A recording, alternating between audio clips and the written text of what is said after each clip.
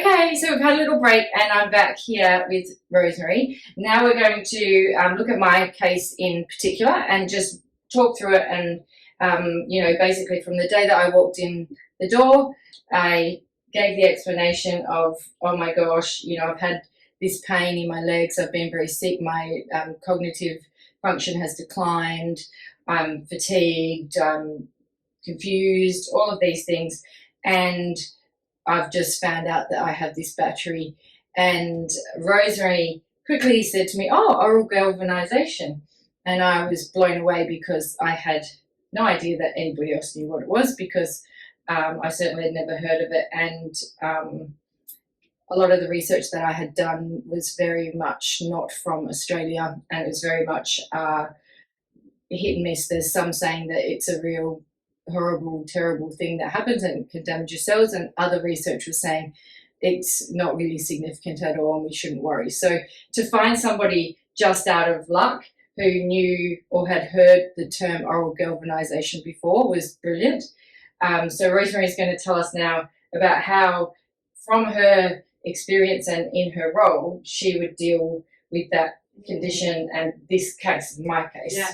And thank you for walking into my pharmacy. That's okay. It's my pleasure. So you were just thrown head first into that. So you've done so well, which is, shows just how resilient and strong and persistent you are. So well done. So I've been a functional medicine practitioner for over 4 years now. So I operate from the pharmacy, and then if people are interested in going a little bit further into their health and looking for the underlying cause of their condition, then we have one of these consults. So with your condition, you came in to get certain supplements from me. So I just wanted to make sure that you were really covering all your bases. And there's different areas you want to start, because you don't want to maybe overdo it. Because yes, you had a heavy metal toxicity burden essentially in your body. So if we start there, so doctors won't be able to find this in bloods, because bloods look at certain parameters which are calibrated to life-threatening. So if you had a mercury level that was in your blood that was picked up by the blood test, that would be life-threatening. They would have to take you straight to hospital. Yeah. Whereas you did not fall into that category, and they wouldn't be checking anyway, because it's not on their radar. Fair enough. To be fair, we actually did check it at one point, just because, and it was me who checked it myself, and that's one of those things when I was desperate. So I did look at heavy metals, but from my research as well, I found that there's not a lot of mercury in your blood at any given time anyway, if it's chronic, because the mercury itself is deposited in the body's organs. So multiple times doctors said to me, oh, well, your mercury level in your blood was low, so therefore it's not mercury. Yeah. So sorry to interrupt, but that was just to clarify that. Well, if you were in the mining sector, for instance, you could get an exposure that's acute. So that's when they would test you for bloods, and then they'll close the site down. So, but yes, it's quickly taken out of your blood and deposited into your organs, because that is the safest place to put it, really, for your body. Your body is so intelligent, it needs to, but also your blood's just a transporter. So all your minerals actually go into your cells and organs. That is why checking things like magnesium on a blood test as well, so your basic minerals, they won't come up low unless you're severely low. Yeah. And that's when you need things like infusions and that. Except for iron, of course, that's in the red blood cells. Which is needed in the red blood cell to carry the oxygen. It's the most accurate for iron. And vitamin D seems to be the same as well. Yeah. And like B12 as well. And B12, yes. B12 is definitely. It is actually. So we know those, and we do treat those commercially. So essentially what you did was you went to where the heavy metals were in the tissue. So you took a hair mineral analysis. Yes. So a sample of your hair, and you sent it off to the lab, and they gave you back some interesting results. And they were higher than And you did also an oligo scan. So I do both of those as well. So the oligo scan I really like because it's looking at what your tissue is holding on to. Okay. And that's really important, not just excretion, but we want to look at both because through both we can get a better picture of what's actually happening inside your body. And just bear in mind, we're not looking at what the organs are holding on to. That's really deep tissue. You know, to do that, they take a biopsy. But we don't want to do that to people. Whereas this is accurate enough for us to treat them. So that's why we want to do that. So, and we're not diagnosing anything here. You know, we're really just trying to optimize health from certain parameters that we believe impacts the quality of our health. So if there is a heavy metal there, often it's taking up receptor sites for those minerals, like magnesium, like zinc, like your iron. So if you do have low levels of those, it could be because you have a heavy metal burden. And these are also passed from mother to baby through the placenta, so in the womb as well. There is good evidence for that. Hence why I believe possibly that's why we're having more health issues these days in our young ones. So, you know, I've seen in my lifetime, I've seen increase in ADHD, autism. You know, my nephew has an autism, and autism is not running in my family. So it was very, very unusual. Also, you know, global developmental delay. Yes. Has been one that I've certainly seen a lot more of as well, and obviously food allergies and sorry, exactly. No, when you see the graphs, it just goes like this all of a sudden. And more diagnosis, more awareness has certainly helped, but I just don't feel that it really takes into account the very strong increase. Yeah. And I think it's dangerous for us to ignore that increase. So we really should be asking new questions and really moving forward in where medicine can go and should be going. Because really we're here to protect our community. So I think exploring this area is helpful. And plus I've had parents come back and really thank me because it's changed their life and changed their child's life from very strong behavioural issues, poor concentration, even difficulties in speech have improved because simply from detoxing their child. Yeah, absolutely. And I mean, in my story alone, I was diagnosed with ADHD and, you know, given medication because I couldn't concentrate. But, you know, there was so much else going on, but everybody was just focused on the not concentrating bit and sort of ignored all the physical symptoms. It was, really interesting how these sorts of things sort of slip through the cracks and you do get these diagnoses rather than looking at the why. Exactly. Yeah. And it, you know, from my perspective, wouldn't it be nice to be drug-free for your child? So have symptom control, but drug-free. Yeah. So without the side effects, without the changes in appetite or sleep disturbance, you know, I think that would be ideal. And even just the burden of cost as well. I mean, that things cost a lot of money, medications, going to see a psychiatrist. I have patients that beg me to become an authorised prescriber for them for their ADHD medications for their kids, because just going to see the psychiatrist just to get that one script, you know, it can be $600. Wow. And so not only paying for the actual medication itself is, you know, not as, you know, not a lot, but the actual consults and the ongoing, you know, if a child is diagnosed at the age of 5 and now they're being diagnosed a lot younger than that, you know, that's a lot of visits, you know, that they have to pay for. So, exactly. Yeah. So back to, I guess your condition. You know, we're looking at the heavy metals that are now deposited in your tissue that are affecting your receptor sites. So just, can you brush over your symptoms again? Of what Yeah, so I mean, the very first symptom was the peripheral neuropathy. So that was the tingling, the numbness, the muscle contractions, which I sort of describe as fireworks. So you get that central contraction with the outspray of the sort of electrical impulse. But then also sort of fasciculations, which are where you can see movement of the muscle on the surface. And that was really progressive and really sudden. Once that stopped and we sort of stabilized that, that's when the cognitive and the balance issues came in.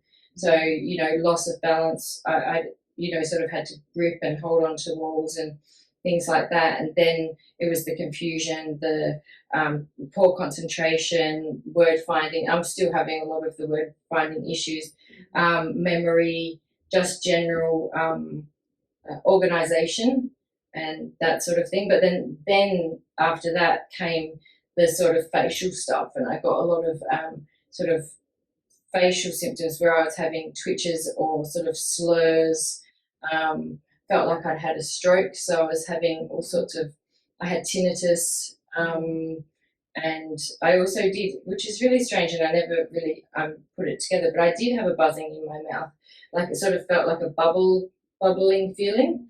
But I thought that, you know, with everything else that was going on, that was the last thing that I sort of looked at. But they were the main symptoms.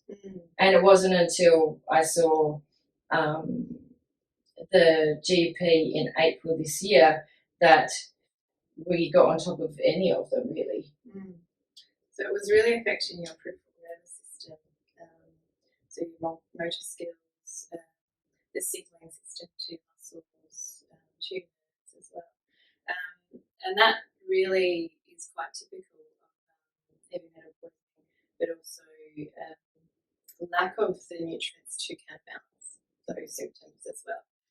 Because heavy metals can create a lot of oxidative stress,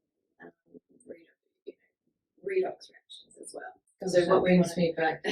Exactly, right? We whether that was medical school or high school, but it was definitely a long time ago. Yes. So it's just bringing back that knowledge and really applying it in a different way, or applying it again. Because it really can affect your mitochondria, which is, there's several, mitochondria is one of the basic structures of the human body, and it creates our ATP. Like we learned about this at university. The energy. So ATP is the energy. The energy. Yep. And the mitochondria is part of the cell. Yes. Yeah. So one cell can have a few mitochondria in there.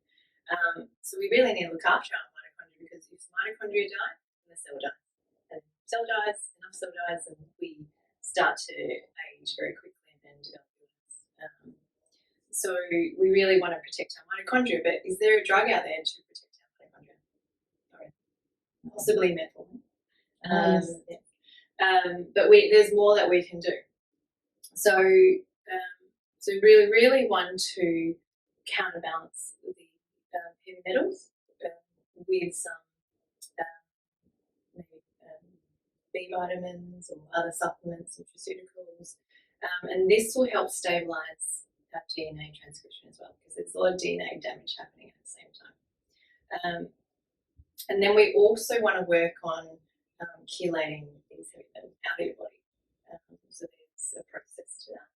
And you want to be making sure your liver's functioning well, because your liver has phase 1 and phase 2 pathways. So often in medicine we look at our cytochrome P450 system.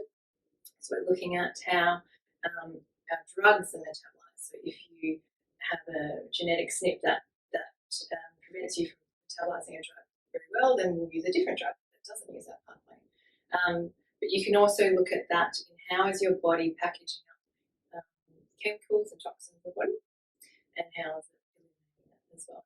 And that you need to look at both phase 1 and phase 2, because if you create a metabolite from phase 1 that is actually highly oxidative, you're going to create more oxidative stress.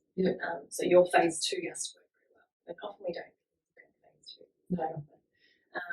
because you can't with a drug. You really have to look at it through the diet and lifestyle factors. It's super important.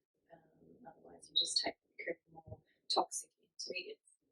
So we look at that. And then we're looking at your gut function as well. So the gut is really quite complex and it does so much for us. So just briefly, you've got your gut wall, which is one cell thick, with its microvilli. You want that all nice and healthy, and then you've got your mucus layer as well. That holds secreting IgA, so it's our first defense mechanism. 80% of our immune system actually surrounds the gut because the body is so intelligent. It knows if anything's going to get into the body, it's going to be there first over anywhere else. So it's really trying to protect that gut line from an invasion of whatever it could be that it's going to deem as dangerous and create an inflammatory immune response. So that includes all the bacteria and other things that are in there, good and bad, commensal, pathogenic, opportunistic bacteria. We're looking at all those things. And we can actually do pathology tests to look into that a little bit deeper as well. Yes, so good. I do things like IgA testing, like the celiac gene gives you the IgA level, those sorts of things. And then there's also one that we do with the stool that looks for inflammation. I'm just trying to think of fecal calprotectin.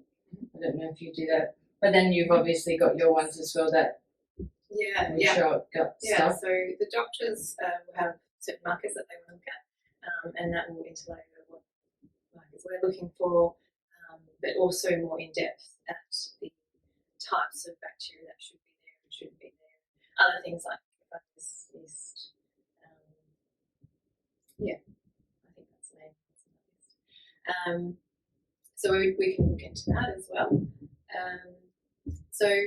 And looking at the chelating process. So the wonderful thing about the mineral analysis, it gives you your current levels of heavy metals, but also current levels of those minerals are essential. So they're competitive at those receptor sites. So that's why you need a trained practitioner to read these because it's not just surface. And it's a very confusing piece of paper, and I will actually put them online at some point for people, but I don't want it needs to be explained by somebody like you rather than just everybody looking at it and going, oh, that's high, that's high, that's high, that's low. So you might get led off the wrong track if you aren't trained to read one of these. So we do that as well because it's competitive. And once you start reducing your heavy metals and putting the minerals in place that should be there, then you're going to notice your body is getting the support it needs to repair itself. The body is always wanting to repair itself. It's actually us who gets in its way in some way or another. So it's for me to find out how are we lovingly getting in the way of our own body trying to repair itself. For instance, autoimmune disease, your body's attacking itself. Yes and no. It's not a great way of seeing your own body that is actually trying to help you and do as much as it can to repair the body. But it's getting confused. It's getting confused because it's got so many other things that it needs to do, and it's really signalling it really needs our help to do what it wants to give it a clear path. Give it a clear path. Exactly, right. And so when we try to just suppress symptoms, it's not always the best option because those symptoms is your body trying to talk to you, and it's trying to tell you something, in the only way it knows how. So it's really best to listen to it, but it's not always our fault because we're never taught how to listen to our body. What does that mean? This A plus B plus C. We don't know what that is majority of the time. And that comes back to the trust of the doctor as well. Like in my case, I was told to take antidepressants multiple times, or melatonin for sleep because insomnia was a big issue, and obviously anxiety. And I wasn't depressed, but I was anxious, of course. But I just, if I had have taken those antidepressants, and I continuously said no because I just knew that wasn't going to answer the problem. It may have made me feel better, it may have made me sleep better, But this would have just continued and continued and continued until who knows what. So I think that's really important to say, listening to your body. But from a patient's perspective, I think it's really hard, because even when you are listening to your body and you do have a sense of it, I've had so many patients say to me, I'm sure that this is not just asthma, or I'm sure that this is not just, a sore knee. I'm sure there's something else going on. And they're, they are told, no, what you can see is what there is. And so, we need more of you. Well, as a pharmacist, for over 10 years, I heard that story every day, multiple times a day as well. So, and I just felt helpless in how else I could help them, being a health professional, that they were coming to asking me for my advice. You certainly can't say, well, I'm not giving you that script. No, it wouldn't have gone down very well. No, but also, the medication is very helpful, and it gets us through our day to day. And it's, for some people, it's a great option for that relief, that symptom control. But it doesn't really tackle the bigger picture. And I really want people to see the bigger picture of what they're trying to achieve. And the things that you put, great effort into, you get greater success. So not just dismissing it as in, no, I take a pill and that kind of does the trick. There's something there that your body's trying to tell you. So I probably wouldn't turn off the alarm system on that one. I'd probably investigate it a little bit more. That's what we like to do. Okay, so back to... So then we've done the chelation. Just talk a little bit about what the word chelation means, because we've said it a few times and I don't think it's obvious. No, that's right. And I don't know if it's... I'm always bad. I pronounce all my drug names. Oh, so do I. It's chelation or chelation. I don't. Anyway, I think you can say it either way. It's when you are binding the heavy metal to another ion, and you're pulling it out of the system, essentially, and you're transporting it out of the system so that the body can unpackage it and set it up. And so it goes really out through the urinary system or the bowels. Yeah. They're the two, Oh, actually, no. And the liver. Oh, and sweat, yes, of course. Liver's just packaging it to put it into the bile. Yeah. To go into the bowels. To go into the bowels. Yeah. And other things just go through. And kidneys as well. But yes, your lymphatic system is very interesting. So we don't really talk much about lymphatic system in medicine or in pharmacy anyway. So lymphatic system is carrying a lot of your white blood cells. Yeah. And also it's clearing out those toxins as well. So you can sweat it out. So you've probably heard of it now. So infrared saunas, there is good evidence on infrared saunas. Yeah, and that's really interesting, because only in the past few months have I noticed, and I think this might be, how you said there's step 1 and step 2 to the chelation process of, metabolizing through the liver, or cleansing through the liver.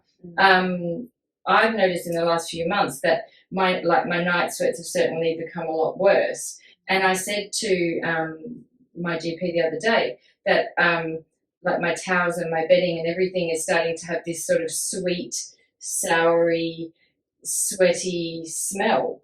And she was like, oh my gosh, that's good. That's like the start that it tells us that your body's trying to get rid of it. And I said, well, it's actually quite gross, because I actually hate the idea of it. But to me, it's given me that, I suppose, energy and intensity to, okay, we really do have to get this out of my system, because I really was hopeful that once the battery is out, that I would just be fixed. But obviously the amount and the load of mercury that's there is so high that it's still stuck. And we have done things, with vitamin C, and I've got the selenium, is that correct? I don't know, I've got a few things starting with S. They all start with S. So, but I do have a nice photo of everything, so I will upload that as well.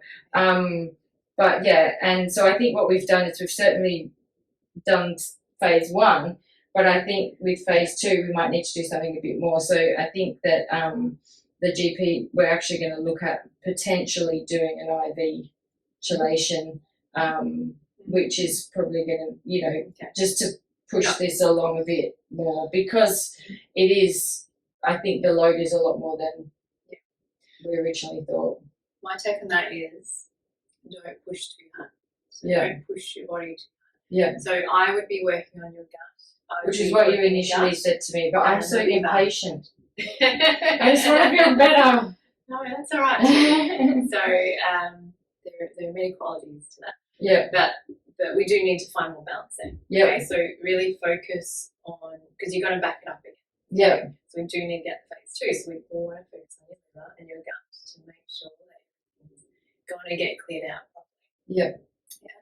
And then you'll find that, because your skin's actually the secondary detoxifying sort of organ there. And that is why when I see a lot of skin conditions, I do know it's your gut and your liver. Okay. Yeah. So I'm not treating your skin, I'm actually treating your gut and your liver. Yeah, that's And interesting. that's how I did know myself as well. Yeah. Skin issues. Yeah.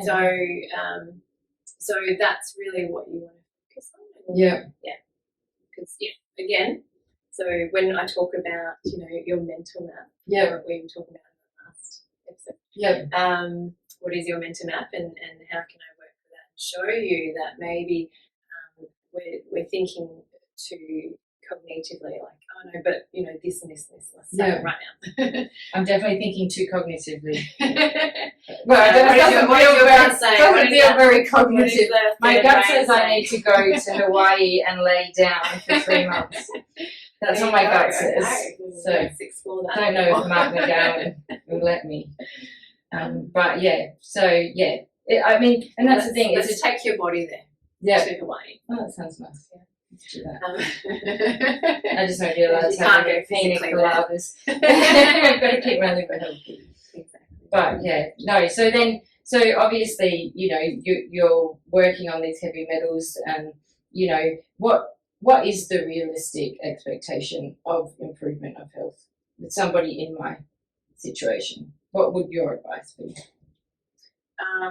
Don't expect that quick fix, but do expect that it is definitely going to get better. Yeah. Almost every day. Yeah. It will get better. Yeah. And just continue to. Because your body, every cell in your body, I can't remember the percentage, but it's up there. It's over, say, 95% of your body regenerates itself every 3 months. Yeah. Okay? But it's just using what it's got to regenerate. So if that's the case, if we give your body as much support as it can, it will regenerate in a very strong way. Yeah. Okay. But give it time, because that's every 3 months we're going to be working a little more and a little more on that. Yeah. Yeah. So I think you'll get improvement, but just don't rush it. Yes. And so give me. This is me being impatient again. Maybe like a little bit of a timeline. So is it like months, years, weeks, days? And this isn't really for me, because I know now what the timeline is. But that is a part of your need to know. Yes. And that doesn't help, to be honest. No. I don't think, I know doctors like to do that, but I don't want to set up any expectations, because you could be 6 months, or it could be 2 years, or even longer. Yeah. Okay. So it's probably within that time range. Yeah. But that's really interesting, because I watched a video when I was quite unwell, and it was when I had been told that I probably had blood cancer, and I had been told to watch some videos about healing yourself, and it was Dr. Lisa Rankin. I don't know if you've watched any of her footage. I think it's Lisa Rankin, but anyway, I mentioned her in my book, and she actually said that there's a massive harmful effect by telling somebody a timeline, and that a timeline, and I wasn't trying to get you to tell me one and then tell you that it was a negative effect, because it just reminded me when you said that you wouldn't. Yeah. But she said that the worst thing you can do for somebody, especially with a bad diagnosis, so something like cancer or heart disease, something that could be fatal, probably will be fatal, is to say, you've got 2 months to live, And she said in all of her studies and in all of her reading, they pretty much do live for 2 months. And it's the power of the mind. And so I'm grateful to you for not giving me a time, because otherwise I would have been in here on the 60-day point saying, you told me and blah, blah, blah. But also I wouldn't want to set myself up for, failure, or set myself up for an expectation that's not realistic. So I think that's a really big flip between the way medicine is treated, and that's the first question we get asked in anything. And we give bad news, and we give a lot of bad news, and it's horrible. But the first thing is how long? How long do I have? And of course, because you're a clever scientist, that we don't know. Many times we don't know. And many times it's more about patterns. The last patient that had that, they lived this long, so maybe I'm going to say that or whatever. But, part of what this other lady said was, she's seeing stories where people have not been told a time, or they've been told you can heal this yourself, and they've lived for years and years and years after that diagnosis. So I think that that's a big shift that we need in medicine as well. But that definitely comes from patient expectation as well. If we were to not give somebody with a diagnosis of pancreatic cancer some sort of figure, they would be furious. Maybe not them, not necessarily the patient, but the family. And so that's all about a big shift. It's got to be a big shift to change people's attitudes about that sort of thing, and taking it, like you said, one step at a time. Each day you're going to feel better, or maybe if it's in the other instance, each day you might feel worse, or you might have a good day and a bad day. This is what you can expect, rather than saying you've got 2 months. Exactly. Because if I was to tell you that would then be ingrained into your mind. That would be a new neural pathway, a very strong one, because it's very emotional. And our neural pathways, our neurons develop much stronger if there's emotion attached to it. It becomes a strong memory. So I think it's actually embedded in a different part of your brain. It's activated. And then you're constantly repeating that to everyone, and everyone's repeating it to you. So then it becomes your world. And just to show you another example of how that is true, for instance, if you are looking for a new car and you want a blue Tesla, all of a sudden you start seeing blue Teslas when you're driving your car, because you've programmed your mind to focus on that, because you've been thinking about it. So and you wouldn't have noticed that prior to starting to think about it. So that's how quickly your mind creates these associations. So you can create it in a positive way or a negative way. And it also ties in with your own personality and how you go about acting on difficult situations, how you make decisions in your life. So I think it depends on the situation, also the person. I think we don't really consider all that when we're with the patient. That's true. Mine's a white Mustang, and I see them a lot. I think there must be a lot of people that can afford white Mustangs. Oh, wow. I never see them, but I will now. Now you'll be like, that's the one that Anita wants. And then I'll magically, because I always thought that was manifesting. And if you manifest things, then they will come. But there's obviously a lot more to it than that. So we can negatively manifest as well. Of course, and that works because we are just beacons. We're signaling systems. We are electrical bodies, just like anything else in an electrical body, and this is all can be measured as well. We have amazing technology to measure these sorts of things, but essentially, and a simple thing is when women are around each other, we all start menstruating at the same time. Like, what explains that? What's the science behind that? What is the science behind that? Whenever people talk about it, I always say the tide and the moon, and people think I'm crazy. And at the end of the day, there has to be an explanation for it. And there's science. It's Yeah. just that we can't measure it with our blood instruments at the moment. And we can't take a blood test and say, how come you're like her? How come, you know, like what has changed here? Just before we finish, last time I had an appointment with you, you gave me a really brilliant explanation of endometriosis. And I really want you to share that with everyone, because my experience with endometriosis is personal, and I have had symptoms of endometriosis my whole life, which is really, really severe, painful, heavy periods, to the point where I'm on the floor laying down.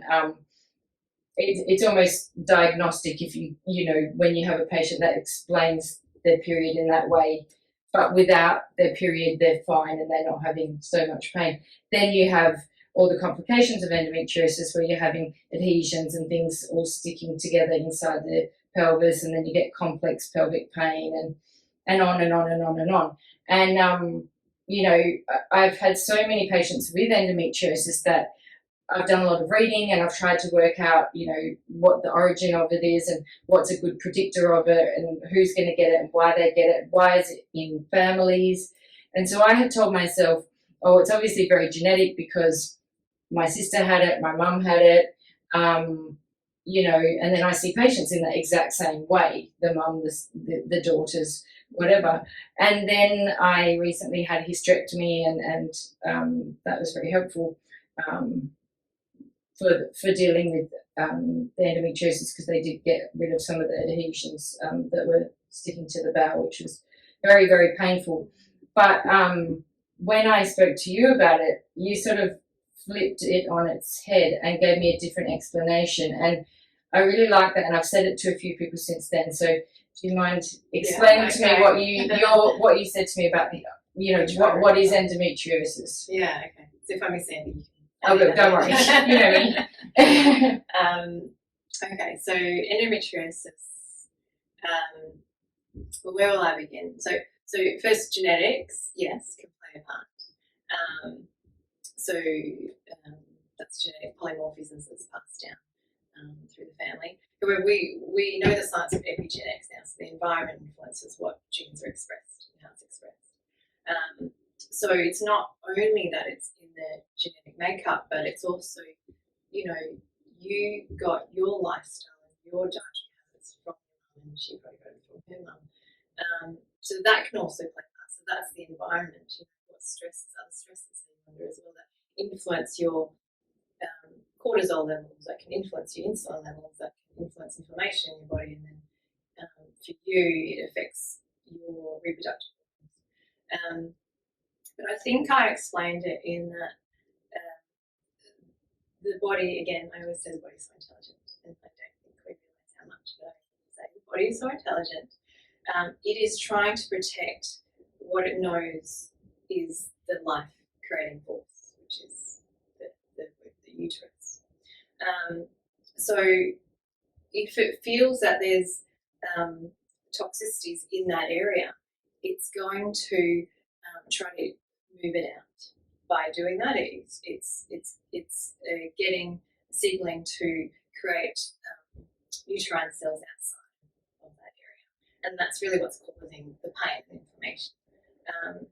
So when we look at it like that, we can see that you know, maybe I'm not supporting that process as much as I should be. Maybe I should be putting more emphasis on my toxins, on my inflammation, on my insulin regulation, on my cortisol. Yeah. And what creates cortisol? Stress. Where does stress come from? All sorts of areas.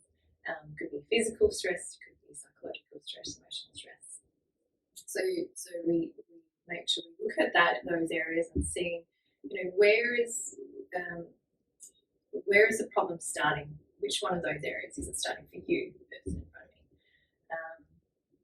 But yeah, is that kind of how I explained it? Yeah, and I think the reason why I asked it was because in my book I talk about trauma, and Dr. Gabor Mate, and I'm not sure if I'm saying that properly, but he actually says that all disease is caused by trauma. And so when I read that, and I've watched his documentaries, I've read a lot of his work, and one specific thing that he said is caused by trauma was endometriosis. And I was really offended by that, because I was like, no, there's no way. Like, I've seen so many patients with endometriosis. You know, I've suffered it for myself. Like, how could my trauma have caused that? But then when you gave me that explanation, it made so much sense, because really all of our organs have, and sorry if this is the wrong sort of way of saying it, but almost like that autoimmune response where your body is trying to sort of fix it or help it or find what's going wrong with it. And I do believe that that's exactly right. It's the inflammation, you know, the endometrial tissue is coming out into the pelvis, and then the inflammation, because of your lifestyle, your genetics, your epigenetics, your trauma, whatever it is, that's what's carrying it on. Once the damage is done with things like adhesions, you know, that damage is done. So I don't think you can, you know, psychotherapy that away, but you can certainly do it at the younger age. And so that's why I'm really interested in getting into it with adolescents and really, like, you know, at the moment, what we do is just put them on the pill to stop them from bleeding, so that therefore they don't put the blood into their pelvis. But it's essential for women to bleed. You know, it's taking away nature itself. And it's obviously it's not working either. Yeah. Because, you know, we've got all these other, there's so many side effects. Yes. So. And also, I was going to add something to that. Oh, please do. That's okay. No, but yeah, at the end of the day, I think it's really important that, you know, we do take a different thought process with all of these types of conditions. So skin, anything autoimmune, skin conditions, thyroid, you know, thinking of endometriosis as the body's reaction to something, rather than, I truly just thought of it as a disease. You know, like my body squirts blood out the, you know, the fallopian tube into my thing, because that's what my mum's did and that's what her mum's did, and, you know, and didn't really take ownership. Yeah, exactly. And why let your child have to, you know, the future generation have to deal with that? Absolutely. Because with each generation, if you don't work on those previous traumas and toxicities, it doubles down. Absolutely. And that's exactly what I mean about the adolescence. So it's about saying, let's stop here and let's get you into some of this sort of treatment that you're talking about, so that you don't end up with horrible adhesions and, you know. Because if you go on the pill, you know, you could get weight gain as well. And there's lots of other issues. And there's lots of reasons why young women won't go on the pill. So, you know, like there's so many. Treating that inflammation. It's so complex. The other thing I was going to say was, once you get the surgery to remove that tissue, it can grow back. Yeah. So even if you've gone through that, you can prevent it from coming back. That's a great thing. Absolutely. And that's the thing. Like, all they've done is cut the connection between the two organs, which was causing you pain. They haven't actually removed every single cell of endometriosis. And I'm still having a menstrual cycle, because I still have my ovaries. So there is the potential there for it to continue. So working on reducing inflammation in general and toxicity is hopefully going to, you know, make lots of improvements. So. And this is about bringing both modern medicine and new technologies and traditional medicine all together. Because, if you've got so much pain, then you need to go on anti-inflammatories. So you need to take that pill. Have that just chopped out. Yeah, exactly, right? So we need these things, but we just also have to look at the whole picture. Yeah, and know that we can prevent it. Yeah, and know that it's not, you know, when you turn 15, like for me, when I was 15 and having these horrible periods, and just, you know, there was no other explanation except for, this is you. This is it for you. Exactly. And I just accepted it. But teaching kids more about health, like, right from a really young age, and obviously that includes teaching the adults as well. So yes, hopefully we can get there, but that's probably about 20 more episodes. But yes, so thank you again. And yes, I'm not going to make any expectations on improvement times or anything like that, but I'm going to continue to work with you, obviously, and definitely get into the sauna and go from there. So thank you again. No worries. Thank you, Anita.